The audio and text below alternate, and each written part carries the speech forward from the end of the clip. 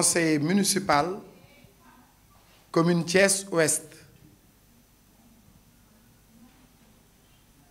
C'est par rapport à la déclaration de mon collègue Abdouba Ndiéguène. Mon intervention, c'est suite à la déclaration de mon collègue conseiller Abdouba Ndiéguène cet après-midi par rapport à la situation qui prévaut au niveau de notre commune Thiès-Ouest. Je suis triste ce soir mani tey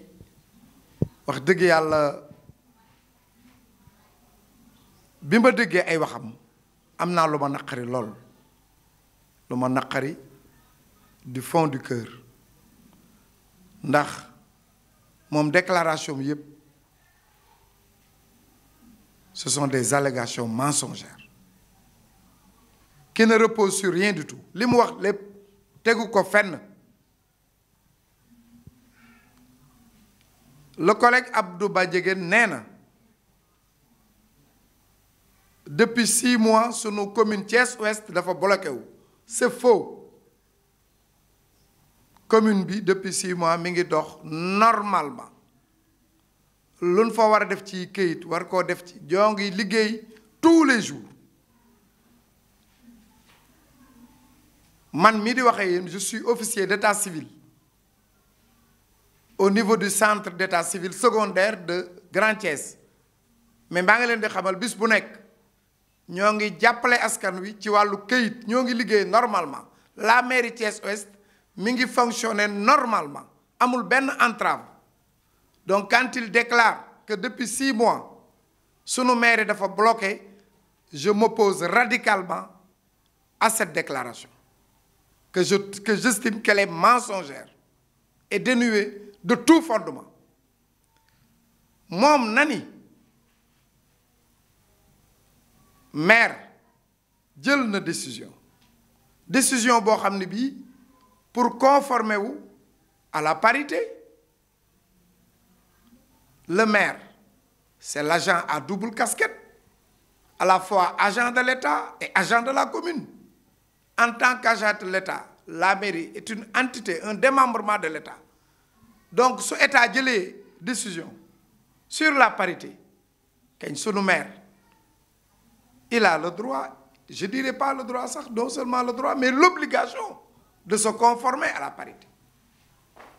Mais je dois vous dire que depuis bi mu conformé woo ci parité, en mettant sur pied un nouveau bureau, c'est depuis lors que la guerre a commencé. Bi mu changé bureau bi ba léegi fa la problème yépp démarré ñoom gisatuñu dara déggatuñu dara bëggatuñu dara lu dul le maintien du même bureau. Te ce bureau-là n'est pas conforme à la loi. Notre maire, il s'est conformé à la loi, à la parité, pour mettre sur pied un nouveau bureau.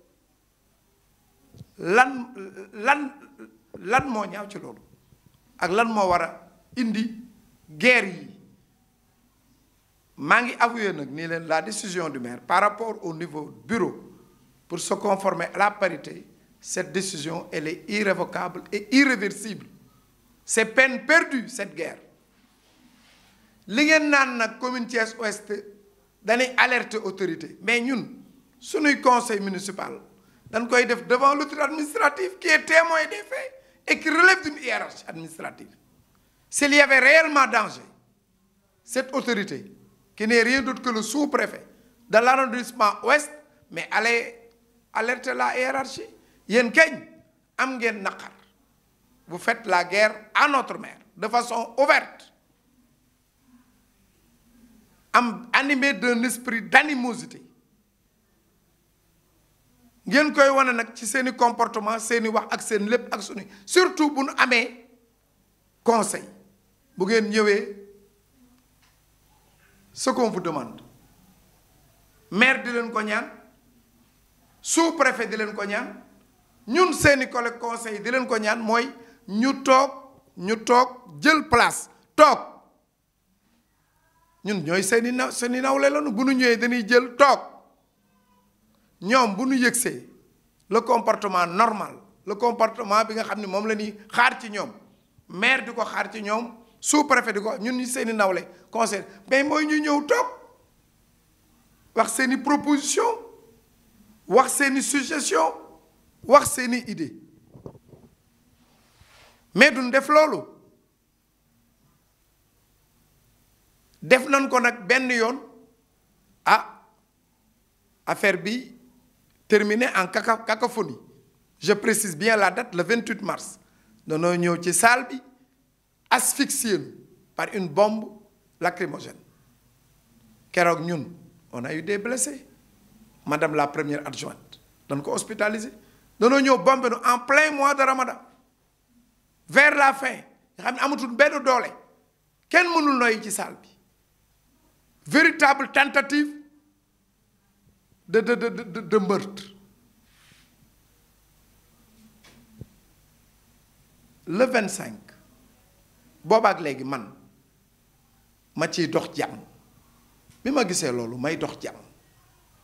j'ai pris mon bâton de pèlerin alerte chef religieux yi ànd kook nag samay nawle conseiller ak conseillère Dieynaba Diallo Aïssatou Fall vraiment des bonnes volontés Mansour Gueye Khady Fam ñu jóg ñun ñëpp di dox tànk jàmm fu ne dem nañ man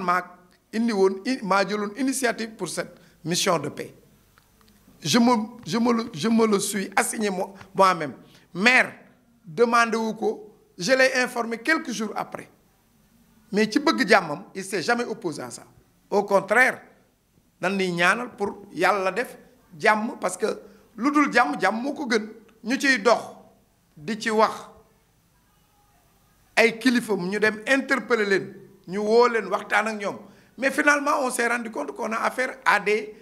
irréductibles des acharnés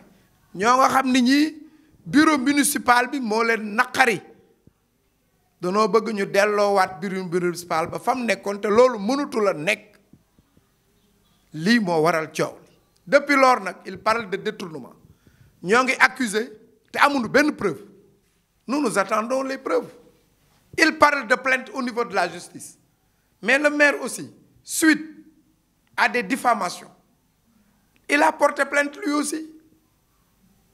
ñoo ngi topp seen plainte mais maire tam mi ngi topp plainte am le temps de la justice nag ce n'est pas le temps des humains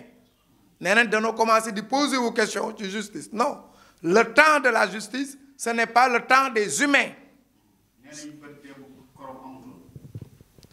démb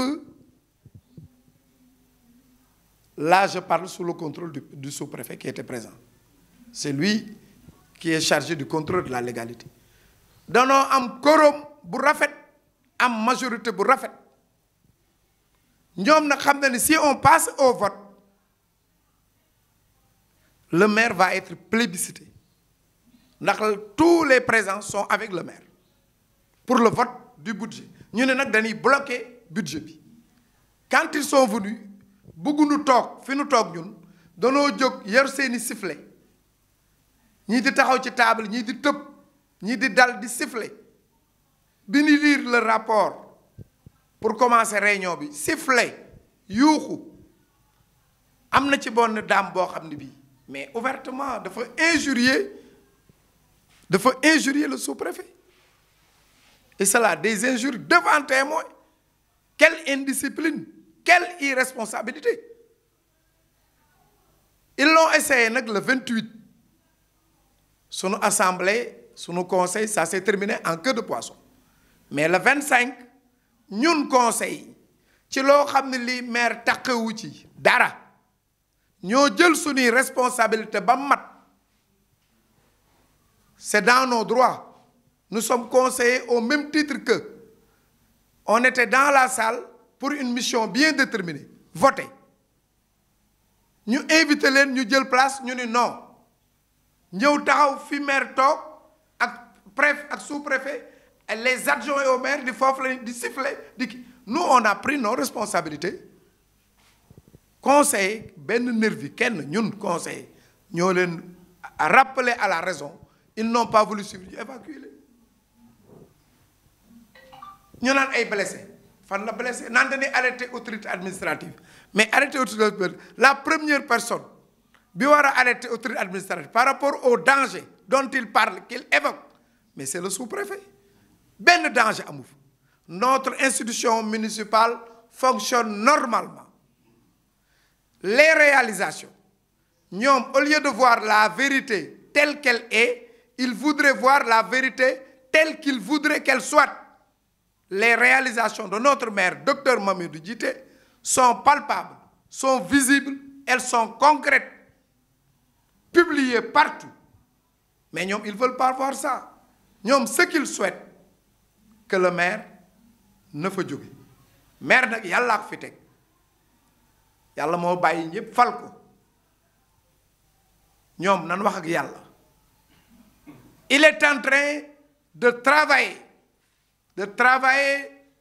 dans la légalité. On l'a vu mu respecter la parité. Maire mi ngi travailler dans la transparence man mii di wax ak yéen je suis membre de la commission de planification budgétaire amul benn budget boo xam ne bi ñun suñu commission du toog ak maire mu génne point yépp ñu discuter ci mais nag j'en profite ndax loolu su ma ko waxul ñu dégg ko ñoom les détracteurs dafay nuru leneen suñu première commission de planification budgétaire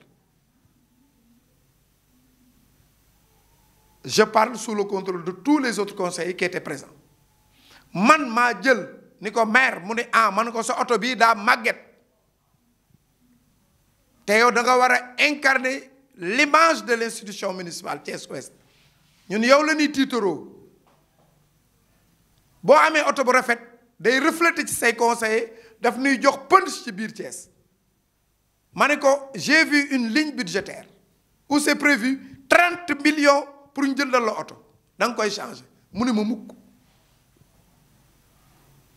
oto bu màgget bii ma yor ci mairie bi moom laay yor ba génn 30 millions yi nañ ko affecté ci beneen dépense qui serait utile aux populations pour dire que sunu maire il est engagé pour les populations Thiès Ouest dafa tolloog nag nul ne peut faire l'unanimité mais ñun ñii nekk ay nawlem nekk ak moom bu yàgg ba tey nous avons des résultats les résultats sont là léegi nag celui qui veut tuer son chien mais l'accuse de rage c'est tout le problème. Merci. Je vous remercie.